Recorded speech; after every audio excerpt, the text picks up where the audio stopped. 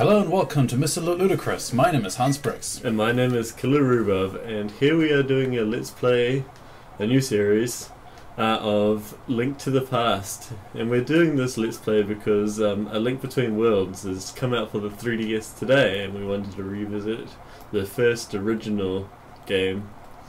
That's right. What better day to start an old game when the new game comes out? Yep. Right. Exactly. This is actually... I haven't played this game in so long, so I might have forgotten some of the puzzles. But it should still be fairly new. I mean, fairly stuck in my mind. Yeah. I haven't played a lot of this game. The Zelda game that the Link game.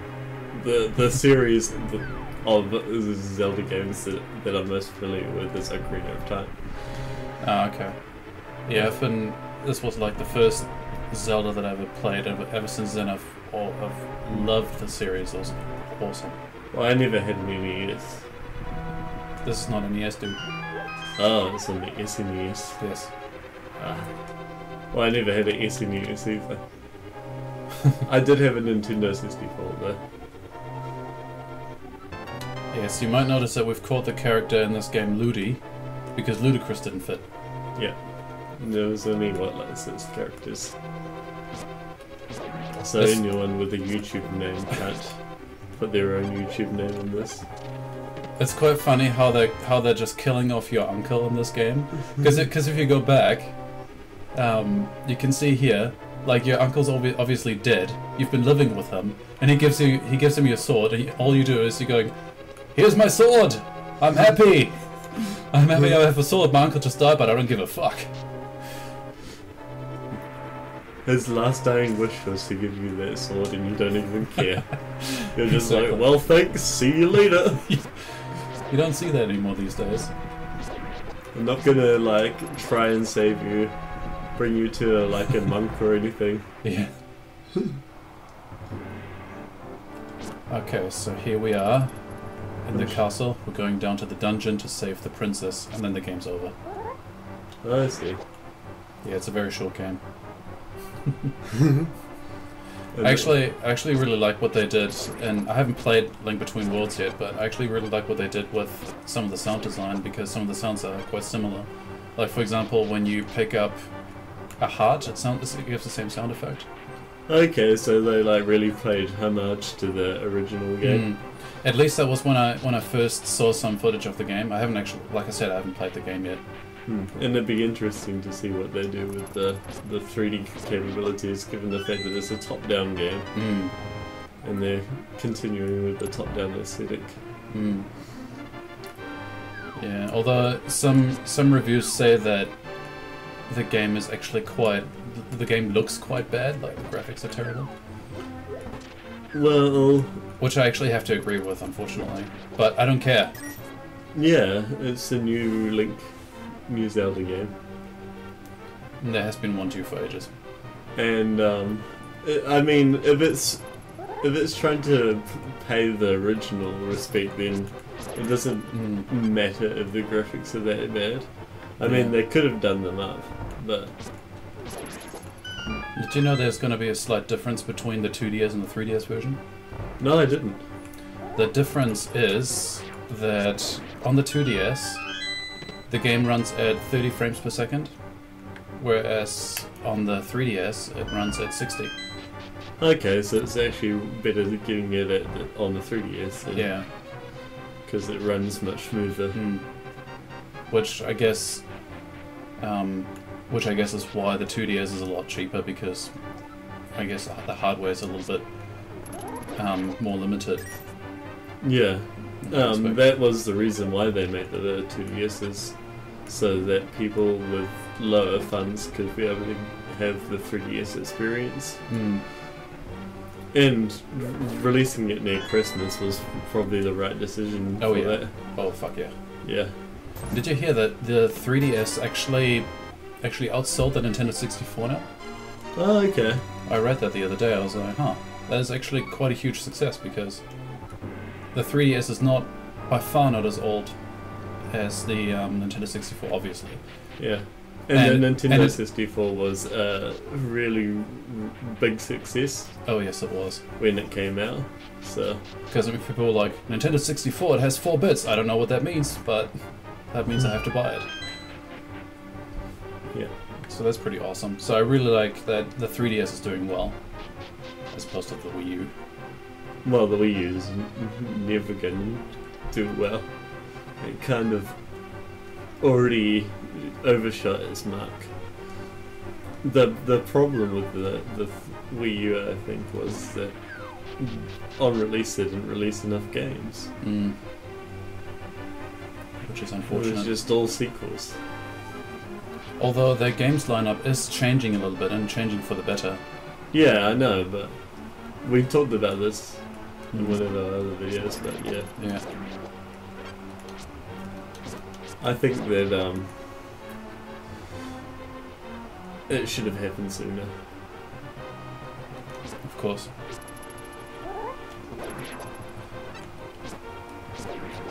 Yeah, because I think Nintendo's now trying to get some more indie stuff into the Wii U.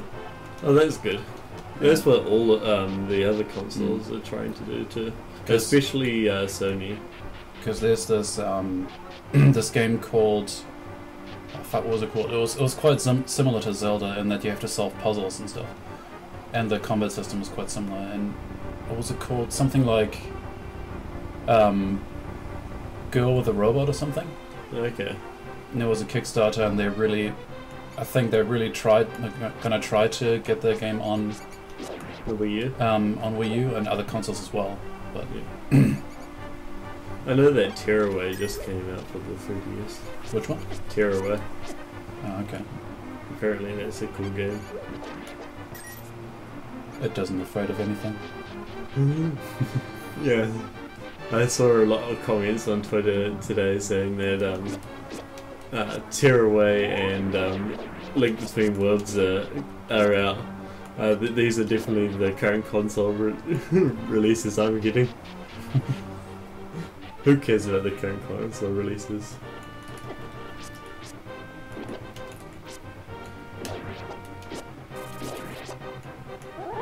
Can't get a PlayStation 4 anyway.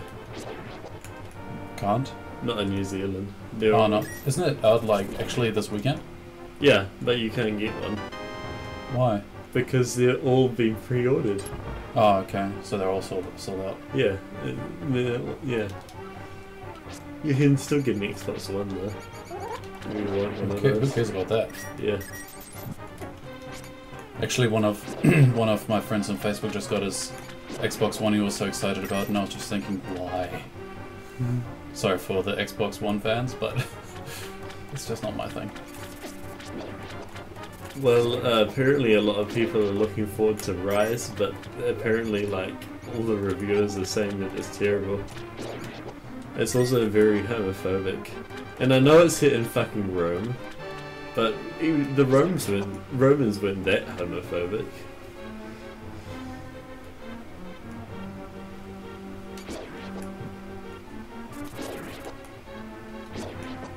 Right, the hunt for keys begins. The Greeks were more homophobic than the Romans. There, you got one. But that's all I've got to say about other games that are not Link to the Past. Oh shit. I know there's time travel in this game. Because you go... That's actually, but it's actually a little bit odd because well, it's called A Link to the Past, which kind of tells you that there's going to be time travel. Yeah. But when you're actually in the game, it's hardly ever mentioned. Like, you only really travel between the light and the dark world, similar to how Link Between Worlds works. Mm-hmm. Oh, you almost did. No. No, I'm not. Also, they kept the sound for the rupees the same, which I like. Did they keep the death music the same? Eh? Did they keep the death music the same? 'Cause that shit is annoying. It is.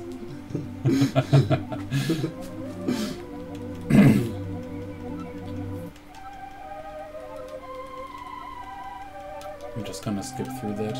They tell you have to find the last Master Sword to kill the evil wizard again. If you want to read the story, you can pause the video. I suppose. It's very light on story because it's a Zelda game. They're basically all the same. You have to kill a bad guy. Yeah. And you have to free some sages. You gotta find a sword. You gotta free some dudes, find a sword, kill a bad guy. Yep. Such an advanced story, man. Yeah. The bad guy in this game is Ganon, like most Legend of Zelda games. I find it funny how on each door they have like a heart, which kind of makes it look like a toilet house.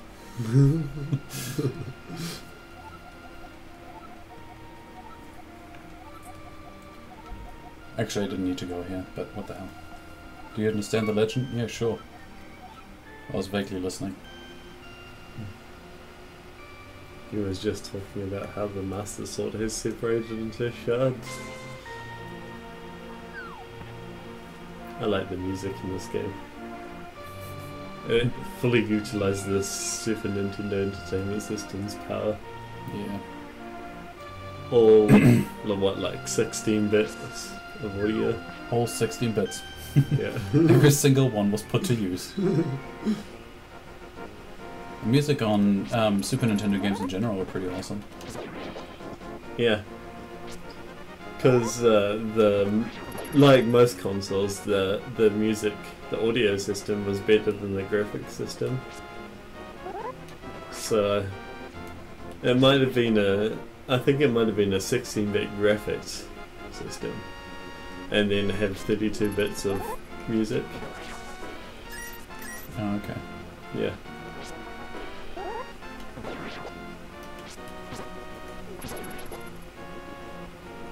So here's an interesting piece of trivia. Did you know that on Smash Brothers, when you use Link and you don't move, right, and he gets a projectile shot at him, and you don't do anything, his shield deflects it? No, I did not know that. But that's very interesting. And that is the same as here. So if you don't move whatsoever, you can just deflect projectiles. Exactly.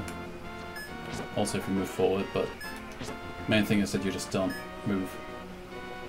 So that's where that attack comes from. Okay.